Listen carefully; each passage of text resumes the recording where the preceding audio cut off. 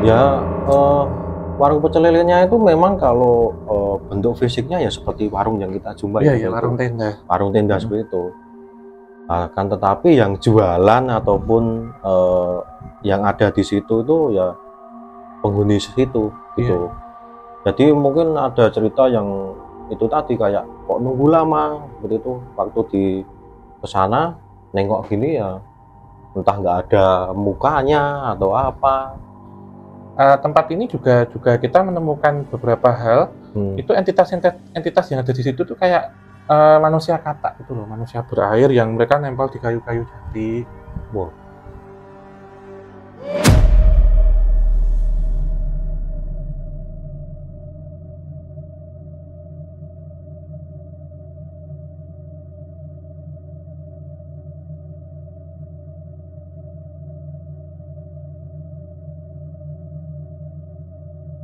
Iya, dan ini ada sedikit cerita lagi. Nah, Dulu, mungkin tambahin lagi. dulu jadi ada satu kisah ya, orang yang ke hutan itu Hmm. melihat di situ ada warung. Hmm. Tuh, jadi ada warung ya jual biasa gitu. Karena memang kalau di daerah perbatasan ya, di daerah Ngawi itu kan warungnya model iya itu loh, maksudnya Oh ya, ya. warung yang Warung kecil, kecil. dari apa kayu jati gitu. Yang itu ada yang mereka ngopi, jadi ditawari ya biasa orang kampung ngopi, Ya. makan gitu. Merasa di situ hanya mampir setengah jam, tapi ternyata ini hilangnya sudah 1 minggu. Wah, tuh. Itu hilangnya lama sekali. iya, Ya dan itu mungkin ditawari gitu, ditawari untuk makan di situ, mampir gitu. padahal cuma ngerasanya bentar ya, padahal ternyata lama sekali. Iya, dan ini kalau alas ketonggo ini memang masih ada satu bagiannya dengan alas mantingan gitu yang ada di Ngawi. Ini lokasinya ada di jalan utama Ngawi Sragen atau Jogja Surabaya lah. Ya. Sebelum ada tol, semua kendaraan lewat jalan Lewatnya ini. itu. Alas Mantingan. Mantingan. Gitu. Alas Mantingan ini sampai dengan daerah Widodaren, alas Widodaren gitu di situ. Nah ini lokasinya sedikit berbeda ya. Ini lebih ke horor ya. Jadi tempat ini tuh memang banyak pembuangan. Jadi buang ini ya. Misal ada orang datang ke paranormal tujuan negatif, buang sesuatu, misalkan untuk pesugihan. Gitu. Oh ya, buang. Pasangi itu ya, pasangannya gitu. Itu di situ. Selain memang lokasinya kan jalannya sempit, terjal gitu, dan minim penerangan. Nah ini ada kisah juga waktu kita ke sana ya, ini lebih lama lagi 2018, kita membahas tentang cerita Bisetan. Bisetan. Bisetan salah satu bis terkenal dulu. Sekarang masih ada tapi sudah dipecah itu. Yang itu melayani trayek Jogja, Solo, Madiun, Surabaya. Nah, ini mungkin sedikit spoiler ya, nanti mungkin kalau ada waktu lagi kita cerita tentang kereta setan, Bisetan gitu. Nah, ini konon ceritanya masih sering beredar di daerah situ, di Mantingan, karena ada satu kisah dulu bis ini nabrak perempuan hamil meninggal, bisa dibakar di alas Mantingan gitu. Jadi ini lebih ke korban-korban kecelakaan banyak. Ya. Wah, ini menarik sekali, mungkin untuk pembahasan selanjutnya ini. Iya. Bagus ini. Nah, ini kalau tadi kita ngomong tentang korban ya banyak, itu kita bergeser ke barat lagi. Ya. Salah satu hutan yang sangat melegenda tentang begal, pembuangan mayat, kecelakaan. Ya. Dan ini bahkan sudah ada hutan ini itu dirambah ada satu jalan yang tua banget, yaitu Jalan Raya Pos Anyar Panarukan yang lewat daerah sini. Nah, itu apa namanya? Alas Roban. Ya, ada di Batang, Jawa Tengah. Betul. Ini sudah terkenal sekali ya, ceritanya banyak sekali ini. Nah, mungkin Alas Roban ini apa ya? Saya tuh pernah mungkin tahu itu ada 4 tempat yang apa itu yang kayak Poncowati, ya itu. Iya. Apa aja sih di 4 ini? 4 atau berapa tadi? Iya, banyak sih sebenarnya Mas itu ya. Ya. Jadi Alas Roban ini sebenarnya ada 5 jalan yang melalui tepat di Alas Roban ini, ada 5 jalan ya. Jadi ada jalan lama, Jalan Alas Roban lama ini sejak zaman Dendles dari tahun 1811 dulu, yang menghubungkan dari Anyar sampai Panarukan, jauh itu ya. Kemudian Jalan Alas Roban lama yang berikutnya, yang kedua, terus ada Ring Road. Ring roadnya yang paling baru itu adalah jalan tol Trans Jawa. Ya. Terus jalan kereta api yang pas di pesisir pantai utara. Gitu. Jadi pas bersebelahan dengan daerah Batang ini Geringsing. Jadi pas mepet sama panti jodoh nanti sini. Tuh, jadi pas banget mepet itu. Jalan yang dihindari itu tentunya jalan yang lama, yang tua, paling tua. Gitu. Yang jadi, awal ya. Jadi topografinya kalau kita bayangkan tuh hutan kan datar ya, tapi ini berbukit-bukit. Alas Roban tuh berbukit-bukit jalannya. Kalau yang ring roadnya itu biasanya truk besar yang lewat, karena di sini banyak warung gitu, banyak tempat pemberhentian. Kalau tol kan langsung ya. Kalau yang jalan Alas Roban lama yang berikutnya itu biasanya mobil-mobil pribadi yang sekitar situlah menghubungkan Semarang, Kendal, Batang, Pekalongan sampai terus itu Pantura ini. Kalau yang jalan Alas Roban lama yang paling pertama itu truk-truk ekspedisi juga lewat situ. Tapi ngeri Mas kalau lewat sana, belok-beloknya itu wah. Dan naik turun ya. Naik turun dan nggak ada penerangan gitu. Nah di sini ada satu titik, ada 4 sebenarnya ya, yang pernah kita datangi. Iya itu, ada 4 itu. Yang satu terowongan yang menghubungkan jalan Alas Roban lama dengan ring road lewat bawahnya ring road. Terus Ringen Putih, tikungan Ringen Putih, Sendang Poncowati, sama satu itu ini masih ke atas dikit ada pohon jati besar di situ. Itu konon katanya kalau tadi kita bahas tentang ini ya kerajaan gaib ya. Ini warung gaib. Jadi itu ada ini loh warung penyetan pecel lele itu. Gaib. Ya. Itu ada di situ. Ada cerita itu ya. Nah berhenti di situ. Terus kayaknya ya seperti warung biasa seperti itu. Waktu kok lama makanannya nggak datang seperti itu kan ke dapur. Nah waktu nengok itu ternyata ya itu tadi sosok yang biasanya nenek tua gitu. Iya dan di sana ini masih banyak satwa monyet berkeliaran. Monyetnya masih banyak. Monyet beneran, iya banyak gitu. Jadi sebenarnya ini Alas Roban ini cukup lama ya kita mulai ini sebenarnya sejak zaman kerajaan klasik ya. Kalau kita nyebut kerajaan klasik itu kan zaman Hindu Buddha. Sejak dinasti Sailendra gitu. Jadi tidak jauh dari situ memang ada beberapa situs-situs pertirtaan atau candi-candi kuno yang ini ada di jejak Sailendra. Nanti kalau Sailendra itu Borobudur, makanya gitu di era-era itu. Nah kalau kita tarik dari era kerajaan memang jauh Mas. Ini kerajaan Kalingga, kerajaan itu ada di situ semua. Tapi kita terlalu jauh nanti nge-tracknya. Era Dendels Hindia Belanda itu dikenal Dendels itu kan Dorogala ataupun salah satu yang bertangan besi. Nah, waktu pembangunannya itu karena sudah memasuki wilayah Jawa Tengah, banyak feodalisme. Jadi feodalisme itu banyak pemimpin lokal, adipati lah waktu itu. Kalau sekarang seperti bupati ya. Karena biayanya sudah habis, rakyatnya dipotong pajak, nggak usah bayar pajak tapi ngerjakan program ini, program Jalan Raya Pos atau The Route Posweg atau dan Raya Pos Anyer Panarukan itu. Nah dari pengerjaan ini kan tentunya mereka pun mengajukan diri untuk diangkat jabatan sama pemerintah kolonial Belanda pada waktu itu dengan mengorbankan warganya secara tidak langsung. Kamu boleh bekerja tapi nggak usah bayar pajak, nggak usah ditarikin upeti. Karena proses KKN ya korupsi nepotisme itu sangat merebak pada waktu itu. Singkat cerita ketika keselamatan kerja ya atau K3 sistem keselamatan kerja pegawai waktu itu masih sangat minim. Banyak para pekerja ini karena kerja siang malam dan mereka karena dibayar dengan tidak usah bayar pajak Jadi sebenarnya kerja paksa itu juga mitos gitu. Sebenarnya orang-orang kita sendiri waktu itu yang mempekerjakan. Yang malah kerja sendiri dipakai gitu ya. Londo gitu ya. Mereka mengalami sakit, nggak cuaca, makan yang tidak diperhatikan, terus wabah malaria, meninggal. Sehingga ketika mereka kecapean meninggal, dimakamkannya di sekitar Alas Roban ini. Gitu. Jadi ketika kita melusuri jalan lama itu masih ada beberapa makam-makam kuno yang tanpa nama dari para pekerja paksa. Gitu. Jadi arwah pekerja paksa atau residual energinya, memorinya masih kuat Mas di situ. Ini yang poin pertama.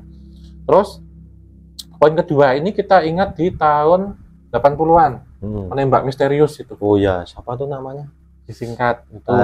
Ya itulah. Disingkat itu menembak misterius itu termasuk sebenarnya tahun 60-an, 65 ketika ada ini ya pemberontakan G30 di situ juga. Kebanyakan pembuangan korban penembak misterius di tahun 80-an itu di sini. Darah Sroban yang dikarungin itu. Oh ya, banyak yang di situ. Nemu karung kayak gitu. Iya, manusia karung. Iya, di situ. Itu ketika waktu itu ada ini ya, seperti apa, atas ini banyaknya tindak kriminal. Jadi begal-begal ya, orang penjahat lah waktu itu, bandit atau apa itu diculik, ditembak sampai derita, dibuang di sini. Dan ini enggak asli dari daerah situ, bisa dari Jakarta. Buangnya saja di situ. Ya, ini termasuk sampai hari ini tuh sering ditemukan korban pembunuhan yang tidak dilakukan di sini. Termasuk terowongan yang tadi menghubungkan lewat bawahnya ring road itu sering banyak korban pembunuhan gitu. Bahkan ada korban pembunuhan seorang perempuan yang karena hamil nggak tanggung jawab pacarnya nggak ini dibunuh, meninggal di situ. Jadi bendel bolong katanya. Itu. Jadi kalau Mas Sroban ini macam-macam gitu, ada peri, ada kuntilanak, tapi sundel bolong ini yang melegenda sampai ada filmnya Malam Satu Suro itu kan menceritakan tentang siapa itu Suketi itu kan Darah Sroban itu. Yang diperankan legenda itu ya. Ya, itu di situ Mas. Gitu. Jadi waktu kita coba interview ya, tanya sama warga atau orang yang ada di sekitar situ, entitas yang sering nampak perempuan paling banyak. Itu sosok perempuan muda ataupun kakek nenek. Ya. Itulah. Ini kan yang tadi mewarnai tentang ini, tentang pembuangan itu. Kita turun ke bawah itu ada namanya ringin putih. Nah, iya. Kalau dulu Mas Vicky kan datang ke ini toh ringin randu putih. Randu putih. Kalau ini ringinnya ringin putih, itu. Jadi tepat di tikungan ada beringin itu warnanya putih. Benar-benar putih semua. Ya, di pinggir jalan persis banget. Ya di sini tuh yang apa sebagai entitas penjaga ataupun yang petunggunya itu Mbah Singoroban. Ya itu singa putih. Ada Mbah Singoroban, terus ada Kaki sama Nini di situ. Nini Roban. Kaki Nini itu berarti nenek pasangan ya. Nah, ini dengan postur ini kalau Mas Pur mau nge-track monggo silakan. Ya. Jadi beliau ini tinggi besar, semuanya putih. Ya. Itu rambutnya putih, kulitnya putih, jenggotnya putih gitu. Tapi beliau ini tidak bisa berbicara, hanya bisa mendengar. Nah, waktu kita ke sana kita menghubungi ke ini juru kuncinya, tanya ke bapaknya yang ada di mana di ring road itu, yang di warung-warung itu. Ditanya harus membawa minyak mistik putih. Terus dikasih tahu mantranya, tapi saya lupa, hanya sekali itu dikasih tahu mantranya untuk manggil Kaki Nini. Ya itu karena beliau ini kan paling sering didatangin orang dengan tujuan-tujuan untuk pesugihan, minta nomor itu sering Mas ada ritual di situ. Itu dan tidak jauh dari itu memang sering terjadi kecelakaan karena kalau saya melihat memang geometrik jalannya, topografisnya yang curam gitu. Ya. Nah, tidak jauh dari ringin putih kita turun lagi ada namanya Sendang Poncowati. Nah, ini yang orang bilang ini sakral dan gawat tempatnya. Banyak peri Mas, peri cantik di situ. Nah, di sini ini biasanya sering dikunjungi orang untuk ini pengasihan. Pengasihan. Jadi misal ya entah positif atau negatif ya, misal ada orang yang bekerja di dunia malam, perempuan yang ingin buka aura jodoh, mengikat, untuk semedi, untuk ngambil air itu di situ semua Mas. Itu dan Sendang Poncowati ini memang satu tempat yang sangat dikeramatkan selain ringin putih yang ada di situ. Ya karena hajat orang ketika datang sini macam-macam Mas.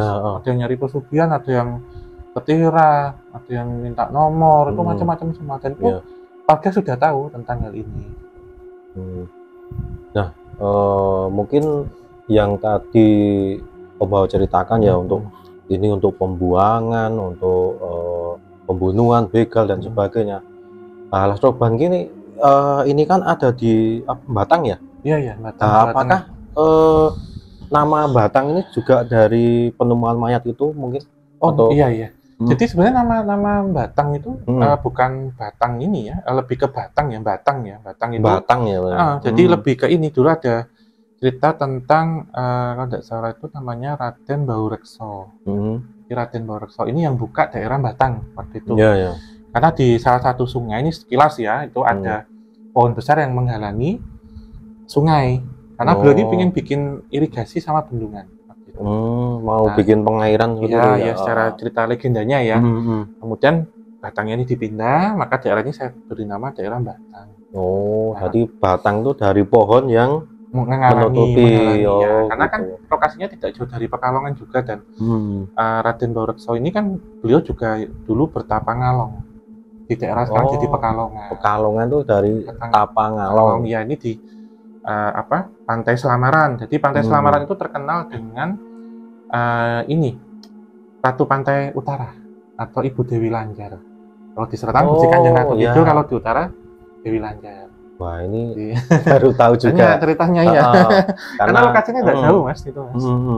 Karena mungkin kan taunya Ratu Pantai Selatan gitu ya. Iya. Ternyata ada Ratu Pantai Utara juga. Ibu Dewi Lanjar ini yang dulu ada cerita dengan Raden Baurekso yang bukan daerah itu. Iya. Wah, ini Alas Roban ternyata ya cukup melegenda, menarik juga ya. Iya, dan Alas Roban ini kan sangat ditakuti. Ya, maksudnya begalnya itu juga dulu bajing loncat ya, terkenal itu. Dan ini sebelum nanti kita bergeser ke yang terakhir nih, karena banyak banget hutan ya. Yang mungkin nanti saya tambahi beberapa itu. Tadi tentang warung pecel lele, ini juga sempat viral kemarin. Itu yang mampir makan di situ. Gitu. Mas Kur mungkin lihat warung pecel lelenya gimana sebelum nanti kita lanjut kilas? Ya, kalau itu ya seperti yang tadi mungkin banyak yang menceritakan ya seperti itu. Ya, warung pecel lelenya itu memang kalau bentuk fisiknya ya seperti warung yang kita jumpai. Iya, warung tenda. Warung tenda seperti itu. Kan tetapi yang jualan ataupun yang ada di situ itu ya penghuni situ gitu. Jadi mungkin ada cerita yang itu tadi kayak kok nunggu lama seperti itu, waktu di kesana nengok gini ya entah nggak ada mukanya atau apa. Nah itu menarik sekali sebenarnya. Kalau mungkin besok kita bisa ke sana ya. Itu dulu mungkin pernah mau mampir sana ya dulu ya, tapi karena kemalaman nggak jadi ke sana. Nah, seperti itu. Iya. Ini mungkin sembari sebelum menutup ya, nanti kita geser ke mana ini? Berarti ke Alas Kalang. Ya. Ini Alas Kalang yang ada di Tuban ya, Om, di Jatirogo, di Tuban.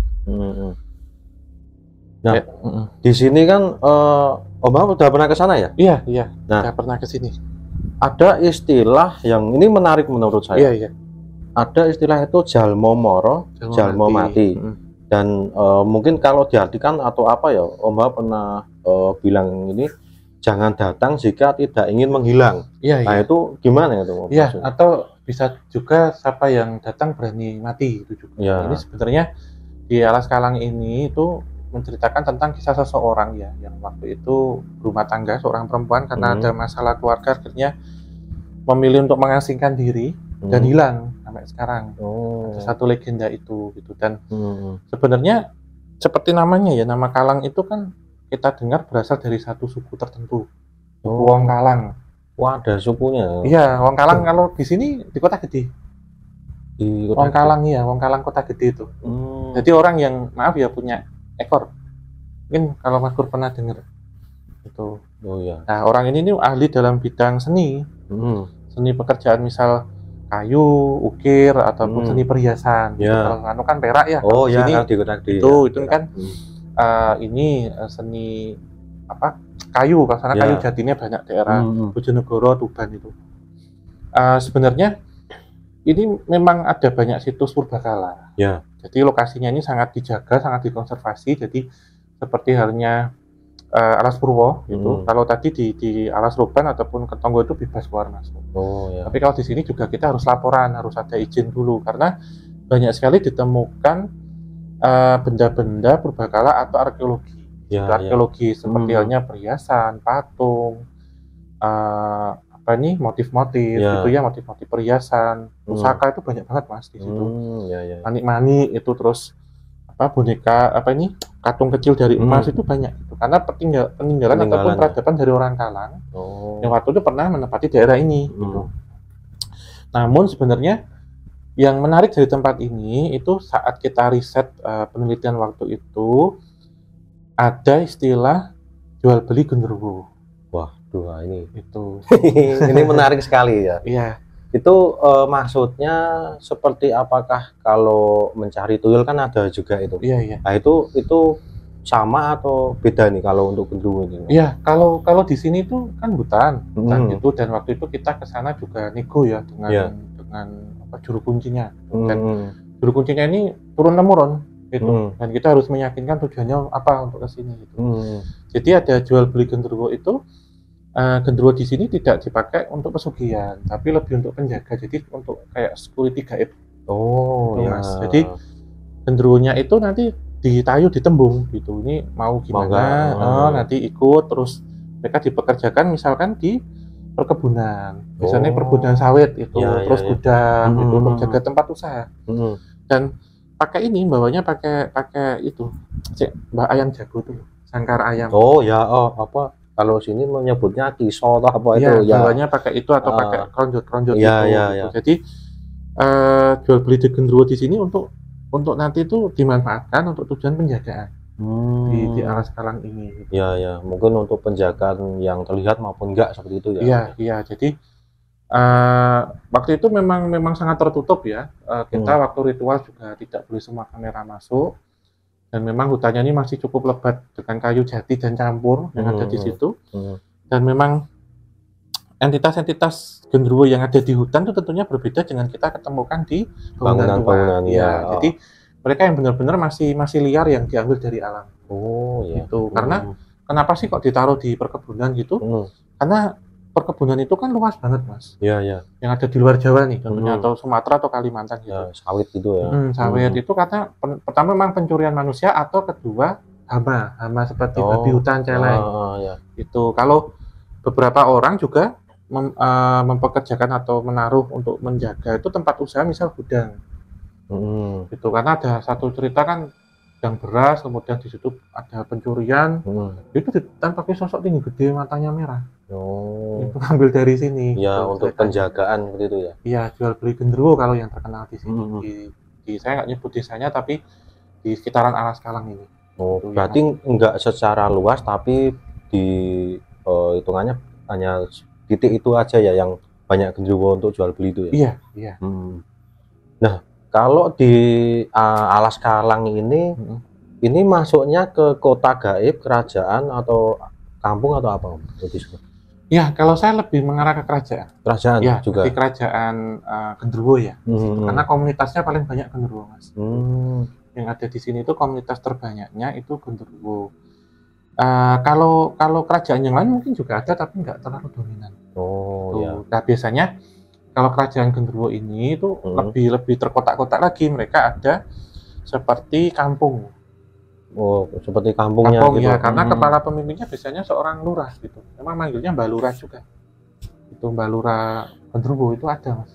Lurahnya itu.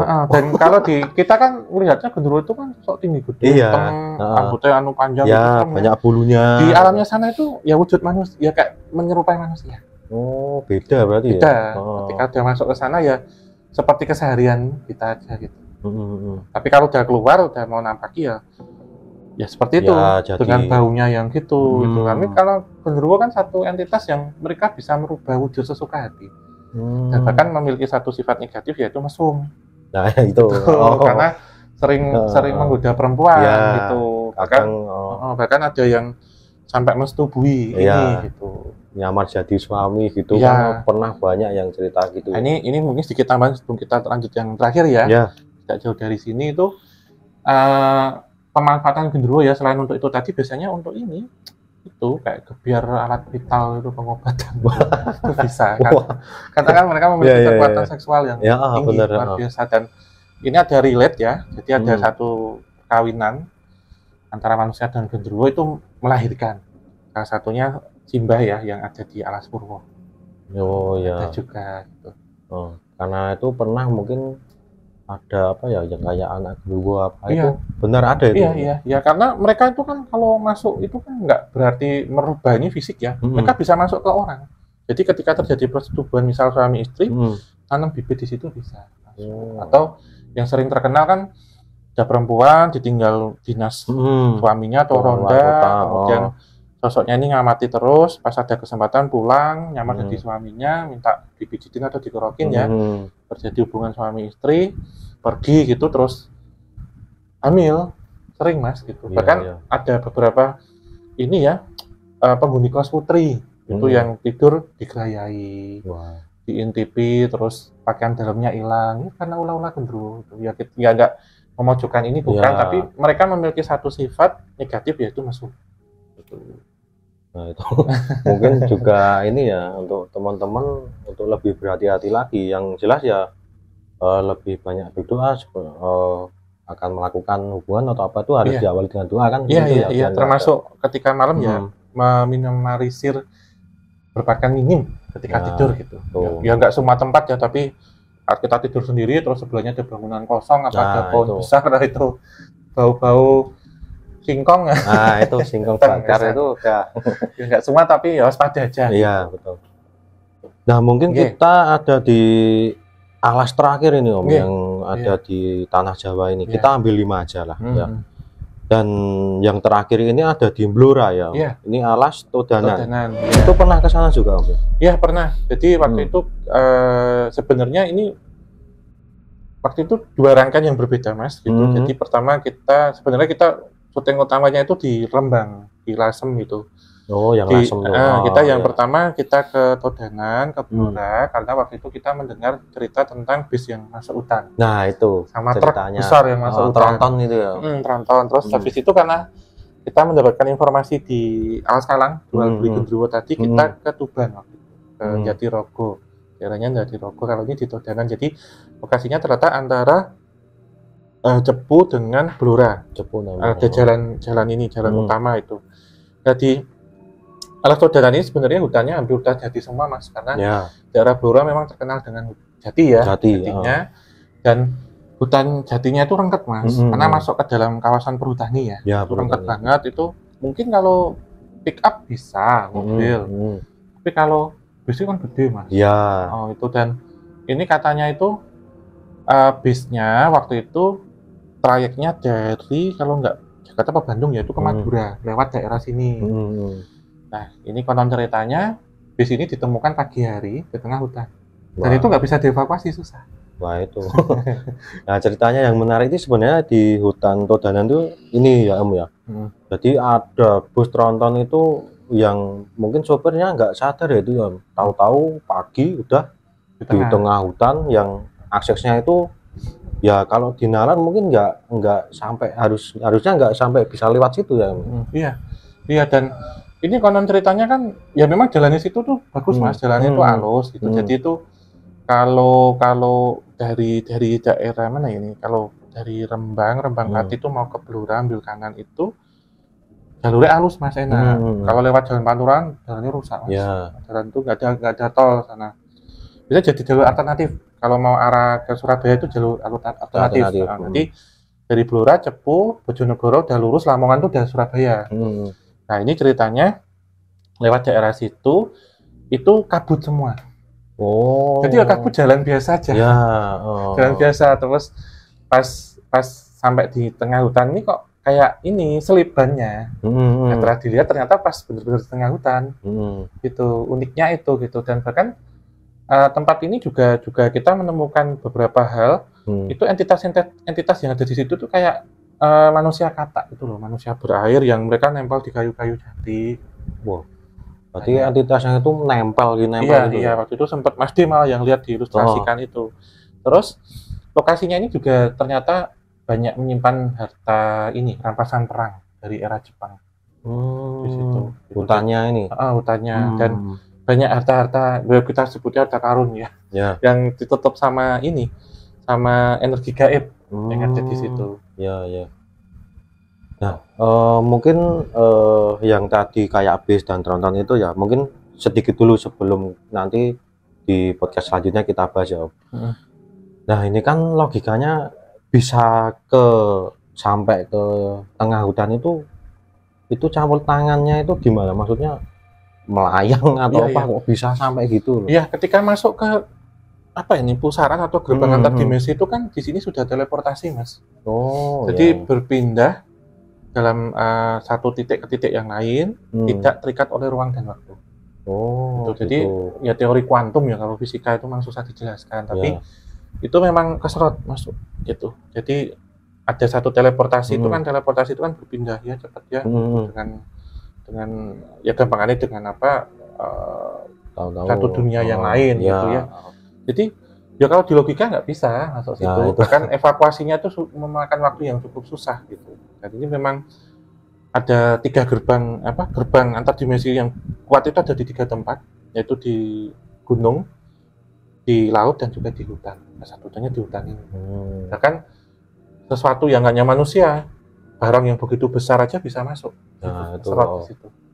Bisa sampai ke tengah hutan kan nggak bisa di logika gitu ya, Om. Iya, selain mungkin gini, kalau mikirnya mungkin hanya mobil atau motor kan mungkin salah GPS ya. Mungkin gitu. Bisa. Gitu. Kalau ini barangnya besar gitu. Iya. Situ. Nah, mungkin di alas Todanan ini ya, itu menurut Om Hao sendiri ini masuknya di apa nih, kota, gaib ataupun kerajaan? Nah, masih kerajaan atau kota kalau di situ? Kalau saya lebih mengarah ke kerajaan. Kerajaan lagi. Iya, kerajaan, tapi memang interaksinya lebih tertutup ya. Masih kalah dengan ini banyaknya portal dimensi. Di situ. Dan terkadang sinyal ataupun frekuensi dari portal dimensi ini mengacau sinyal internet kita. Bisa juga. Bisa Mas, gitu. Sehingga mengganggu misal kita untuk melacak GPS. Ya, tersesat di situ banyak. Jadi ini kan yang barangnya besar ya. Bis itu mobil-mobil banyak. Nah, itu mungkin karena GPS-nya gangguan gitu ya, karena itu tadi ya. Iya, tapi itu buat kata kan daerah ini ya, penghasil minyak. Itu panas banget bang daerahnya. Jadi kayu jati, bawahnya ini konon ceritanya minyak. Selain ada rampasan perang. Bawahnya minyak itu. Iya, daerah sekitaran Cepu soalnya. Iya, wah ini menarik sekali sebenarnya ya. Banyak yang pengen dikunjungi sih sebenarnya ini ya teman-teman ya. Dan mungkin itu aja ya bahasan kita seputar alas yang ada di tanah Jawa ini. Yang ada kota gaib dan kerajaan ya Om ya? Iya, kerajaan atau pemukiman gaib. Nah, bukan gaib itu. Nah, mungkin clue sedikit lah nanti setelah ini selesai, kita akan podcast lagi yang ini hanya eksklusif di Mas Pur Channel ini Om ya. Nanti ini. Jangan lupa untuk ini kalau ketinggalan notifikasi ya sangat sayang sekali ya Om. Jadi sekarang juga ini harus klik tombol subscribe-nya, nyalakan notifikasi karena bahasan kita selanjutnya ini sangat menarik sekali ya Om. Ya, tentunya tetap dukung channel kita berdua ya. Saya mewakili tim Kisah Tanah Jawa dan juga Mas Pur Channel. Tentunya untuk sesama YouTuber ya, ini kita lepas secara keluarga gitu ya. Kita profesional, tentunya kita selalu berkolaborasi, kita bareng-bareng kemana-mana, dan nanti Insya Allah ketika nanti sudah 10.000 subscriber lah minimal, nanti coba kita untuk penelusuran. Nah, jadi yang sudah nonton banyak tapi kok nggak subscribe. Itu yang sudah request dan kita kabulkan kesempatan kali ini. Ya kemarin banyak yang kapan kolaborasi ya, ini kan udah kita realisasikan ya. 3 kali nih, dulu Mas Pur di KTJ, terus saya darurat waktu itu di Toba, di Bandung. Sekarang ini sudah kita rencanakan, kita bahas tentang ini. Jadi tetap dukung channel kita berdua dan berikan komen, saran, kritikan, masukan apapun itu, tulis saja di kolom komentar bebas gitu. Dan jangan lupa share sebanyak mungkin jika teman-teman suka. Sobat Javanika dibantu juga biar kita naiknya cepat gitu. Ya, betul. Terus kemudian jangan skip iklan dan subscribe, nyalakan lonceng. Nah, terus mungkin ini terima kasih Mas Pur Channel mewakili teman-teman KTJ ya. Jadi ada kesempatan kali ini. Mungkin kurang lebihnya demikian. Insya Allah kita ada next pembahasan seperti apa nanti kirim aja ke beliaunya request gitu ya. Dan kita tutup ya. Terima kasih untuk Sobat Javanika yang sudah menyaksikan dan juga Sobat Mas Pur Channel. Akhir kata, wabillahi taufik wal hidayah. Wassalamualaikum warahmatullahi wabarakatuh. Saking Dumadi.